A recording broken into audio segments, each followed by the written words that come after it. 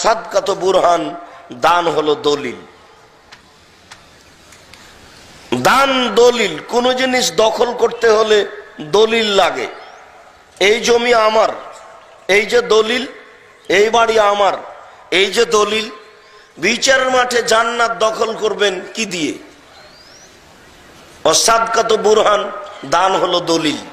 দান করে জান্নাত দখল করা যাবে বিচারের মাঠে ইনশাআল্লাহ। বিচারের মাঠে বলতে পারবেন, বলতে পারবো জান্নাত পাবো ইনশাআল্লাহ। জান্নাত পাবো না মানে দান করেছি, হাজারো লক্ষ টাকা দান করেছি আল্লাহর পথে, জান্নাত পাবোই। পাবো না মানে পাবো ইনশাআল্লাহ। যেহেতু আল্লাহ রাসূল বলেছেন যে সাদকাত বুরহান, দান হলো দলিল।